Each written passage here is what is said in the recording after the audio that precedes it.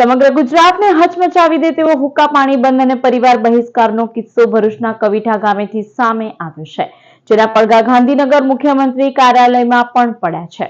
ગુજરાતમાં એક તરફ જ્યાં મહિલા સશક્તિકરણ અને ડિજિટલ ઇન્ડિયાના દાવા થઈ રહ્યા છે, ત્યાં બીજી તરફ કાયદો અને વ્યવસ્થાના લીરે લીરા ઉડાવતી એક ચોંકાવનારી ઘટના સામે આવી છે। વિકાસના નામે ચાલતા ભ્રષ્ટાચાર સામે અવાજ ઉઠાવવો એ શું ગુનો છે? કવિઠા ગ્રામ પંચાયતના મહિલા સદસ્ય હેતલબેન મયુરસિંહ રાજ અને તેમના પરિવારે ભ્રષ્ટાચારનો વિરોધ કર્યો તો આખા પરિવારે તાલિબાની ફતવાનો ભોગ બનવું પડ્યું છે। આખા પરિવારનો સામાજિક બહિષ્કાર કરીને માનવતાને પણ સંસાર કરાઈ છે। ભ્રષ્ટાચાર સામે અવાજ ઉઠાવવા બદલ કવિઠા ગામના ચૂંટાયેલા મહિલા સદસ્ય હેતલબેન રાજના પરિવાર પર આખા ગામમાં પ્રતિબંધ મૂકી દેવાયો છે। સજાના નામે અહીં અત્યાચારની પરાકાષ્ઠા વટાવવામાં આવી છે। આજના આધુનિક યુગમાં પણ આ પરિવારને જીવવા માટે સંઘર્ષ કરવો પડી રહ્યો છે। સ્થાનિક દુકાનોમાંથી કરિયાણું અને શાકભાજી આપવાની સજ્જડ મનાઈ કરી દેવાઈ છે।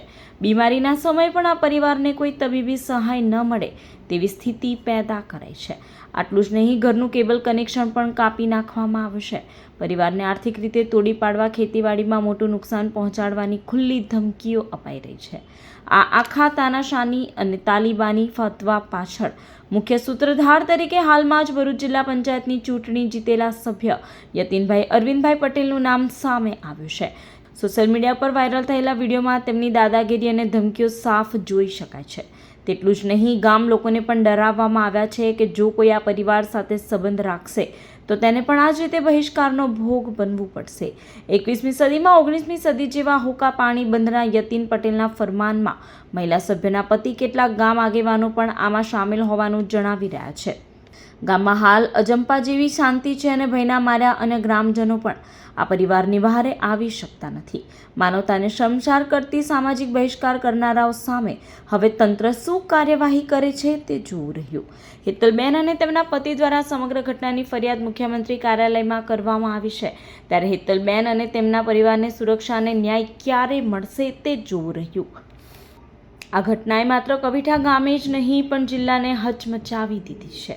પાણી નો હોય નહીં, દુકાન વાળા ના હોય એને કશું વસ્તુ આપવાનું થતું નહીં, એની જોડે જે રહે એને હોય આપવાનું થતું નહીં।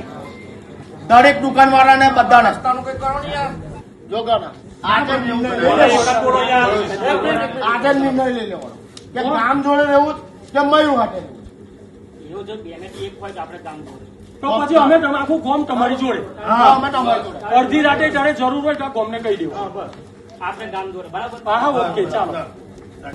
એ તારા ગામની વચ્ચે નહીં કરવાનું જો ભાઈ, એ પણ છે કે આજે લઈને કાલે આનો નિકાલ ના આવે તો લગીના બંધારણ છે, પણ એનું જે તારી એ લોકો આવશે તે દિવસે એટલી તૈયારી રાખજો કે આટલી જ સંખ્યામાં ફરી અહીં ભેગું થવાનું, એને અહીં બોલાવવાનું, ગામની માફી માંગવાની અને એને પંચાયતમાંથી કરી મૂકવાનું, કરી તો મૂકવાના છે। આજે નહીં નીકળે તો 15 દાડા પછી ગ્રામ સભા બોલાવીને એને કરી રાખવાનું, પણ એને અહીં આગળ આવીને માફી માંગી ને ગામ કહેશે તો જ સમાધાન કરવાનું। આ નિર્ણય અમે ઓનલાઈન કરીએ, તમે અમને કેવું પડશે, તમારે જ કહેવાનું અહીં બોલો ભાઈ કરવું છે, તમે ના કહો તો ત્યાંથી છેડો ખાલા। અત્યારે હાલમાં આપણી પાસે એ કહી ગયા છે, બીજા કહી છે આપણે કાલે સહી કરવાની। મારી વાત સાંભળો, કાલે આપણી લોકો પણ જે લોકો અત્યારે નહીં કે તારો ડટ્ટુ કાલે એ બી સહી કરી દે તો આપણે એક્સેપ્ટ। કાલે પાછું આવવા માટે એવું નહીં, આપણા વિરોધી નહીં અને એની જોડે જે રહેતે એને આવવું હોય તો આપણા દરવાજા ખુલ્લા છે, પણ જઈ લગીન ના આવે તઈ લગીન તો આ નિયમ હતો।